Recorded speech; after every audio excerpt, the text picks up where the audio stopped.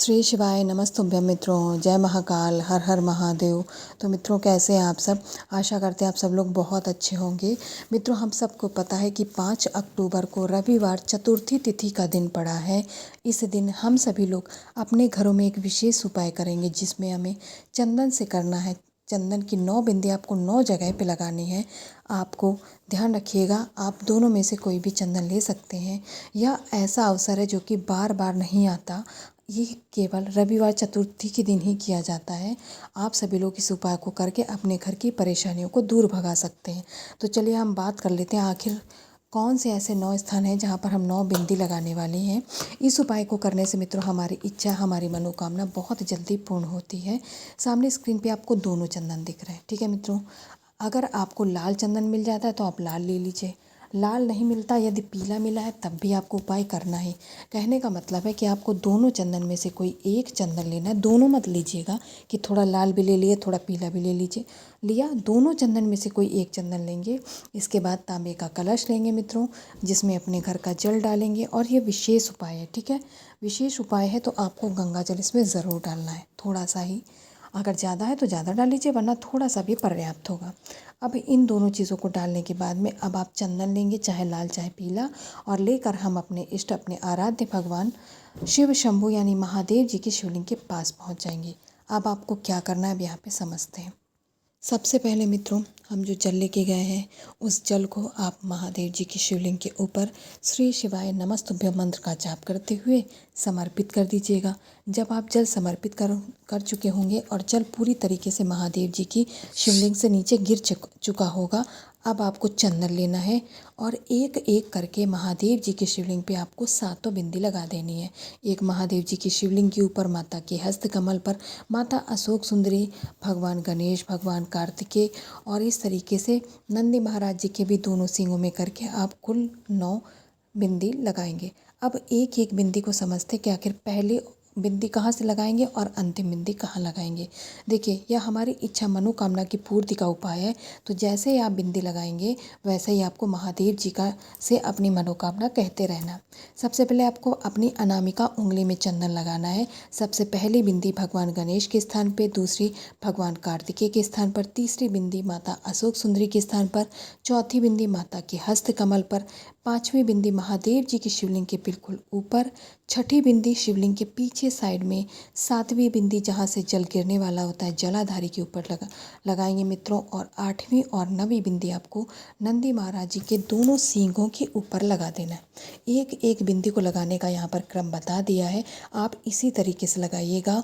और प्रत्येक बिंदी को लगाते समय आपको अपनी इच्छा, अपनी मनोकामना महादेव जी से कहनी मित्रों। बहुत सिंपल सा, बहुत अद्भुत उपाय है, इसे ज़रूर करिएगा। आपकी जो भी इच्छा मनोकामना होगी इस रविवार चतुर्थी के दिन ज़रूर पूर्ण हो जाएगी। तो पहला उपाय जो कि बहुत खास था, बहुत विशेष था, आप लोग समझ गए हैं। अब हम यहाँ पर बात करेंगे अपने आज के करने वाले दूसरे उपाय की। इस उपाय को करने से मित्रों, माँ लक्ष्मी का हमें आशीर्वाद मिलता है और उनकी कृपा से हमारे घर में धन की जो कमी होती है वह पूर्ण होती है। तो इस उपाय को करने के लिए आपको स्क्रीन पे गुड़हल का फूल दिख रहा है। आपको गुड़हल का फूल ना लेकर आपको लाल फूल लेना है। अगर कोई और नहीं मिल पा रहा तब आप गुड़हल का ही एक लाल फूल ले लीजिएगा, अन्यथा जो लाल फूल मिले आपको एक ले लेना है। इसके बाद में दूसरे नंबर पे हमें लेना है गुड़। एक छोटा सा टुकड़ा लेना है, इतना सारा नहीं लेना है, बल्कि एक छोटा टुकड़ा हम गुड़ का लेंगे। एक गुड़हल का फूल, एक टुकड़ा गुड़ का लेंगे। इसके बाद में तीसरे नंबर पे जो हम चीज़ लेने वाले हैं वो है अक्षत चावल के दाने।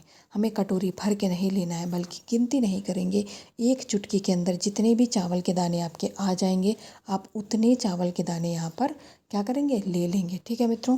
अब तीसरे नंबर पे हम जो चीज़ लेने वाले हैं, यहाँ पर आपको दिख रही होगी लाल मिर्च, ठीक है मित्रों।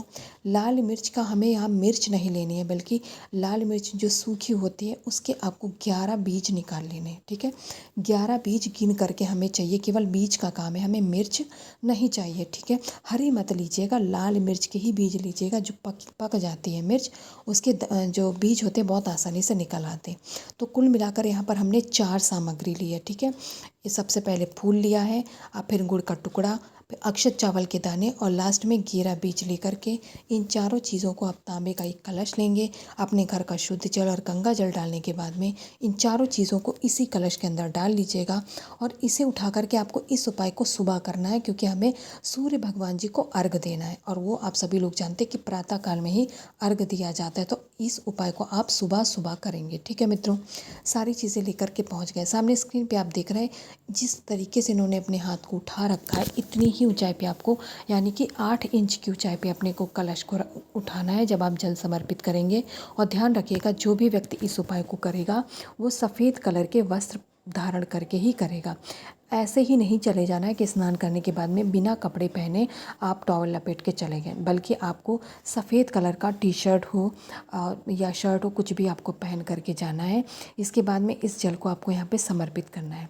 अब वो नाम क्या लेंगे? देखिए, रविवार का दिन है और सूर्य भगवान को अर्घ दे रहे हैं, तो बिना सूर्य देवता के मंत्र के तो ये संभव ही नहीं कि पूर्ण हो जाए। तो यहाँ पर सूर्य भगवान जी के कुल 11 मंत्र बताए गए हैं।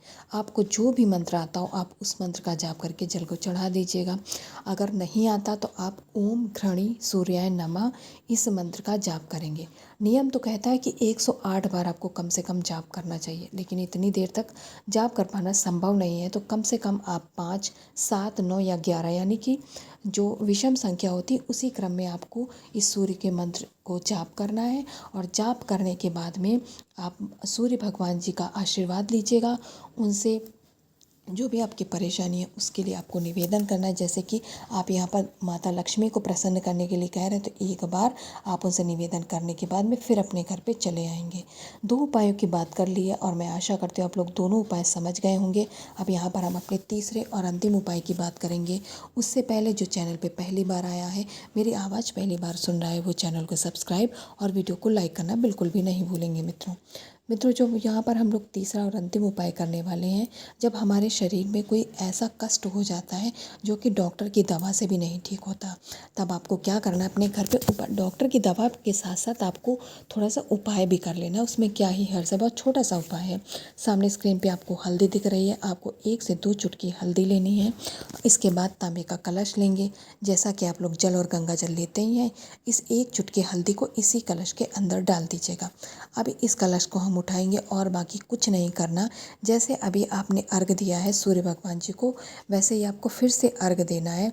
लेकिन याद रहे, इस बार आपको अर्घ जब आप देंगे, क्योंकि आपके शरीर में कष्ट है, तो ध्यान रखिएगा आपका मुख इस तरीके से करके खड़े हुए। मान लीजिए आपके गांठों में बहुत दर्द होता है, आप ओम सूर्यदेव का चाहे पहले वाला मंत्र बोल सकते हैं, अन्यथा आप ओम मित्राय नमः, ओम सूर्याय नमः, ओम भास्कराय नमः, बहुत सारे सूर्य भगवान जी के नाम है। आप जो भी नाम लेना चाहे उस मंत्र का जाप करके इस जल को चढ़ाएंगे। जब जल की धार की उसके कुछ छींटे आपके पैर पड़ेंगे, अगर आपके पैरों में घुटनों में दर्द होता है तो आराम मिल जाएगा। मान लीजिए किसी किसी के सीने में परेशानी होती है, मस्तिष्क में होता है, कोई भयंकर बीमारी है, तो उस जल की छींटे जब उस स्थान में पड़ेंगी, तब मित्रों आपका वो जो परेशानी है, जो कष्ट है, वो दर्द समाप्त हो जाएगा। और सूर्य भगवान की जब किरणें पड़ेंगी उससे भी आपको लाभ होगा, सूर्य भगवान जी का आशीर्वाद मिलेगा, जिससे आपका ये शारीरिक कष्ट बहुत जल्दी दूर हो जाएगा और आप पहले जैसे फिर से स्वस्थ हो जाएंगे। ध्यान रखिएगा, जब भी आप सूर्य भगवान जी का मंत्र बोलेंगे, कोई भी बोलिए, चाहे ओम मित्राय नमः, ओम सूर्याय नमः, ओम भास्कराय नमः या फिर ओम घृणी सूर्याय नमः, कोई भी मंत्र बोलें तो कम से कम 9 या 11, 13 अर्थात विषम संख्या के क्रम में ही आपको बोलना है। तो मित्रों, यहाँ पर मैंने पूरा प्रयास किया आप लोगों को तीनों उपायों को समझाने का, और मैं आशा करती हूँ कि आप लोग ये उपाय समझ गए होंगे। तो जाते जाते मित्रों, आप लोगों को कमेंट सेक्शन में महादेव जी का कोई सा भी प्यारा नाम लिखते हुए जाएगा। महादेव जी की कृपा से आपके जीवन के सारे कष्ट दूर हो जाएंगे, शरीर में जो परेशानी है वो भी दूर हो जाएंगी, और उनकी कृपा से मित्रों आपकी सारी इच्छा मनोकामना बहुत जल्दी पूर्ण हो जाएगी। तो मित्रों, कमेंट सेक्शन में महादेव जी का कोई सा भी प्यारा नाम या फिर श्री शिवाय नमस्तुभ्यम लिख के जाइएगा। ठीक है मित्रों, जय महाकाल।